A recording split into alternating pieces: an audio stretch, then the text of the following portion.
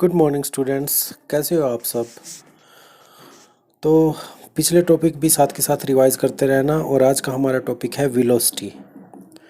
Velocity of an object in motion is defined as the ratio of displacement at the corresponding time interval taken by object.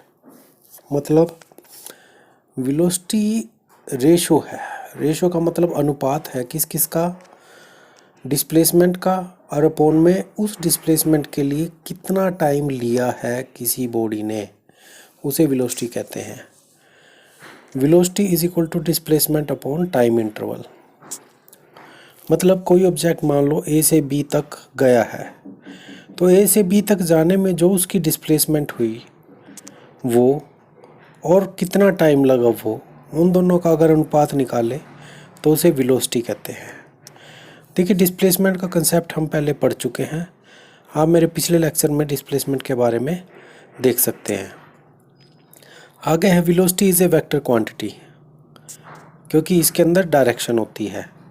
As it has both magnitude and direction, तो दोनों चीज़ें इसके अंदर होती हैं, तो इसलिए velocity को वेक्टर क्वांटिटी कहते हैं।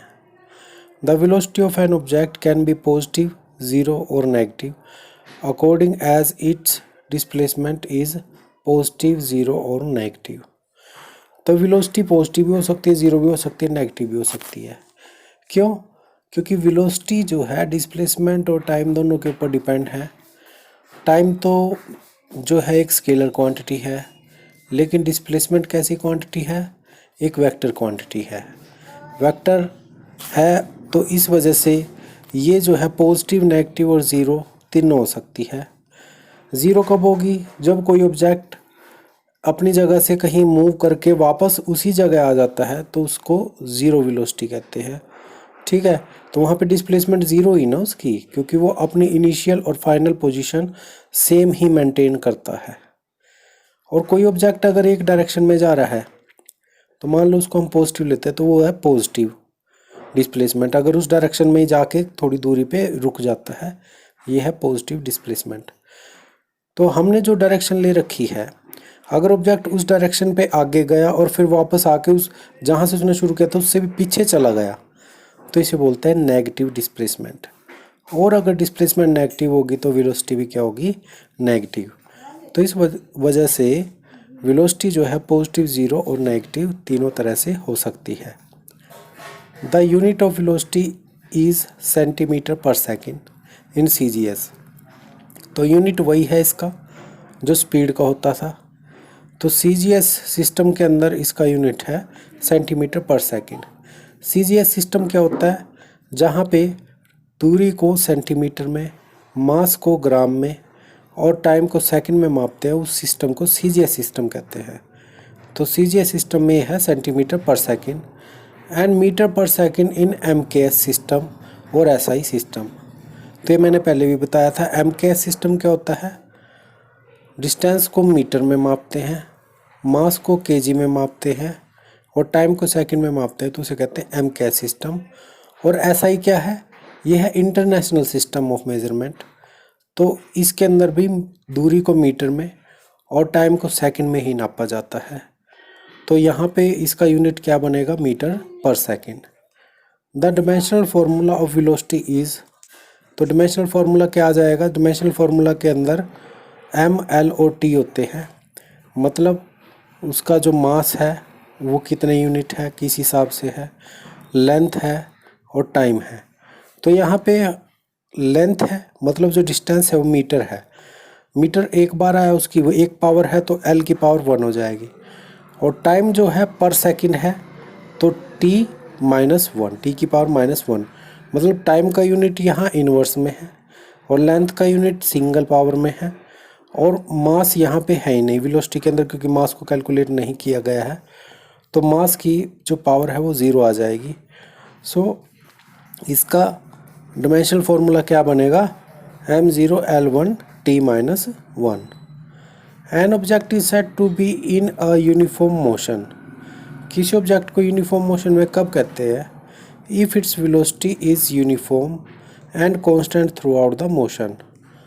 मतलब उसकी वेलोसिटी यूनिफॉर्म होती है। अब ये यूनिफॉर्म क्या होता है? यूनिफॉर्म मोशन जो है, जब कोई ऑब्जेक्ट इक्वल डिस्प्लेसमेंट ट्रैवल करेगा इक्वल इंटरवल ऑफ टाइम में, उसे हम यूनिफॉर्म वेलोसिटी कहेंगे।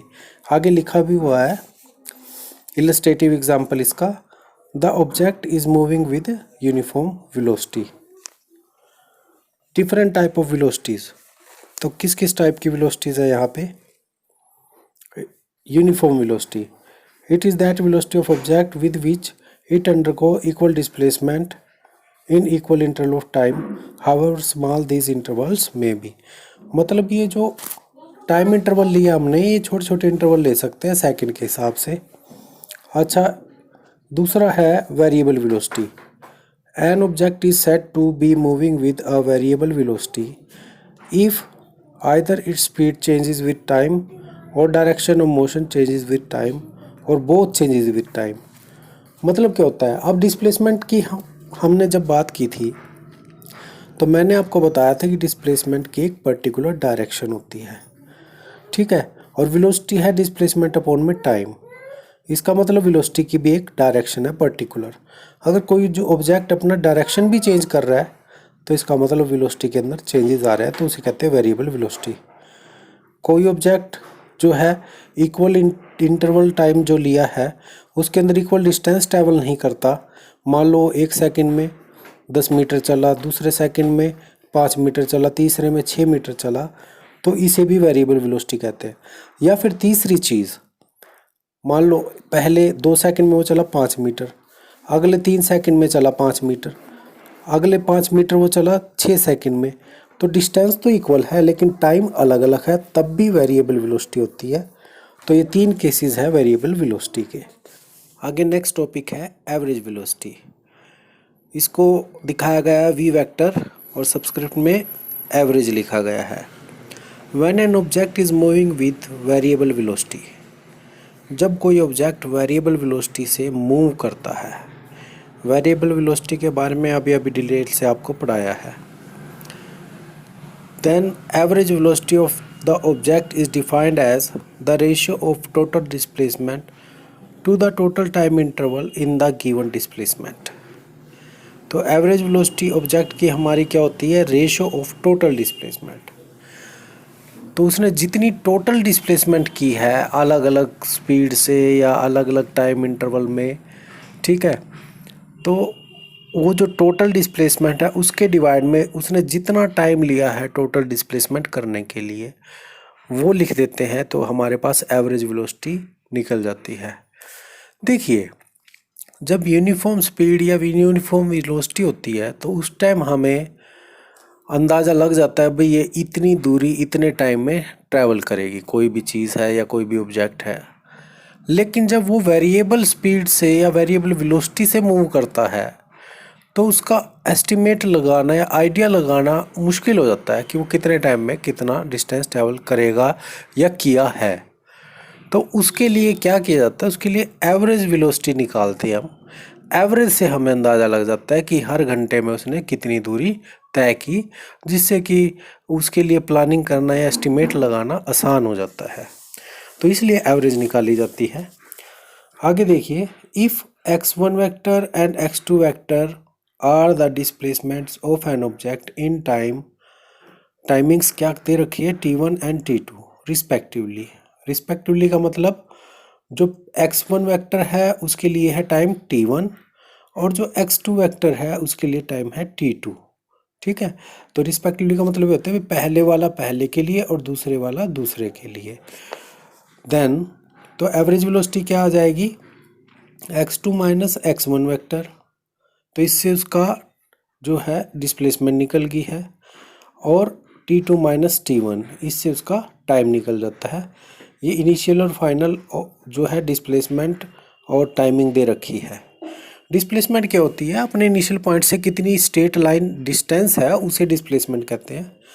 इन uniform motion along a straight line the average velocity is equal to the uniform velocity.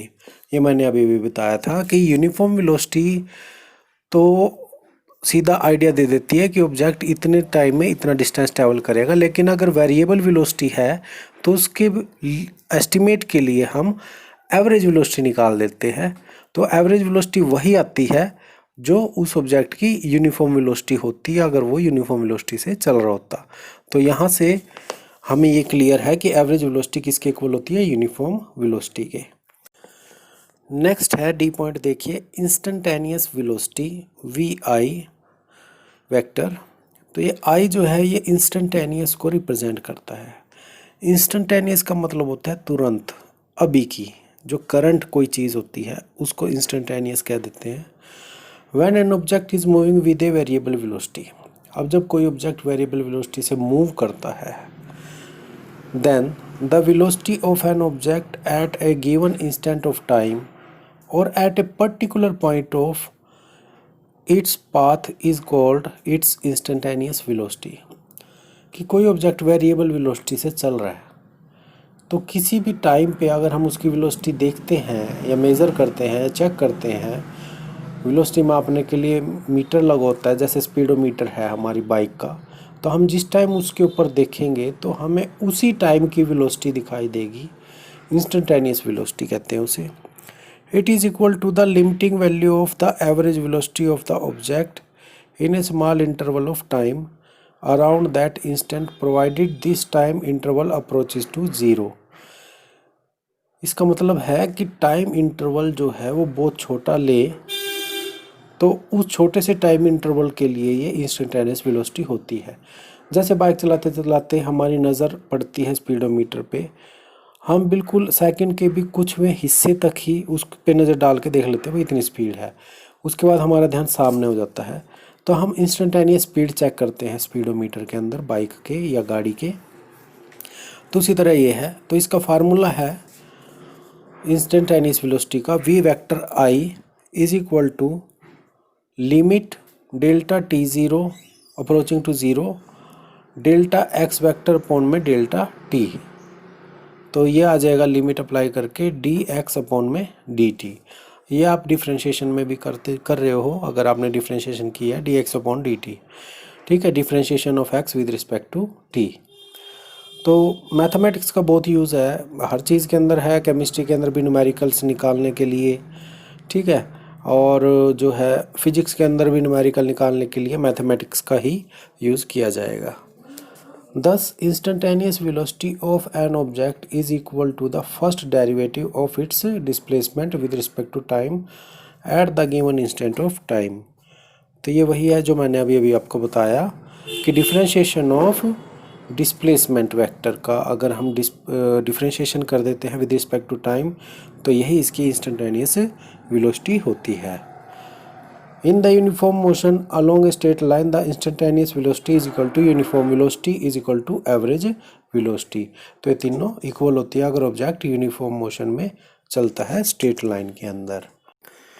आगे एक सैम्पल प्रॉब्लम है, एक न्यूमेरिकल करके देखते हैं।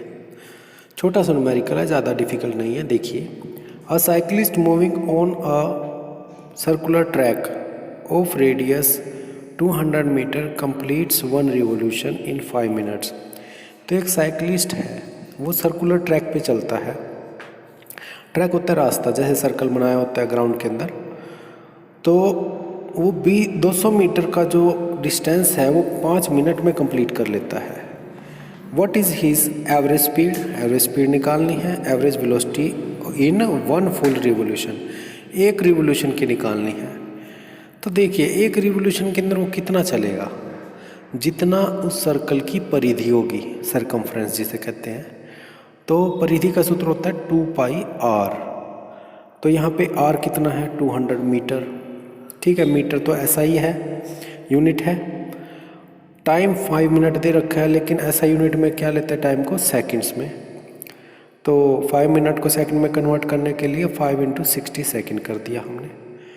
डिस्टेंस ट्रेवल्ड इन 1 रिवोल्यूशन, तो डिस्टेंस क्या है, 2 पाई आर के इक्वल, इसकी परिधि के इक्वल सर्कल की।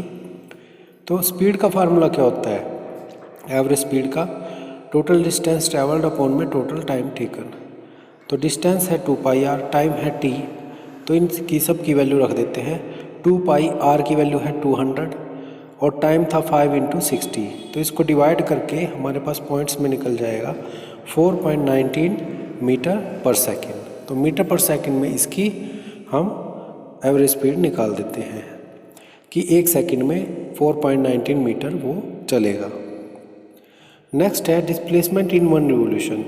अब ये हमने डिस्प्लेसमेंट में बात की थी, अभी भी इसी टॉपिक में भी मैंने बात की थी कि कोई ऑब्जेक्ट अगर घूम के कुछ डिस्टेंस मूव करके वापस अपनी इनिशियल पोजीशन पे आ जाता है, ठीक है, तो वहाँ पे डिस्प्लेसमेंट कितनी होगी? 0, क्योंकि डिस्प्लेसमेंट होती है इनिशियल और फाइनल पोजीशन के बीच में सीधा डिस्टेंस, स्ट्रेट डिस्टेंस, ठीक है।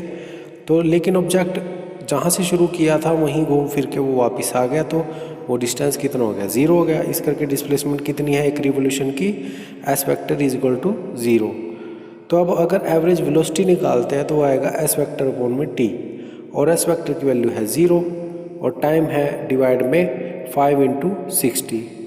तो 0 के डिवाइड में कुछ भी लिखो तो वो 0 ही आता है। तो यहाँ पे एवरेज वेलोसिटी इसकी कितनी आ जाएगी? 0। तो हमने दोनों चीज़ें निकाल दी है। स्पीड इसकी 4.19 मीटर पर सेकेंड आई है, ठीक है।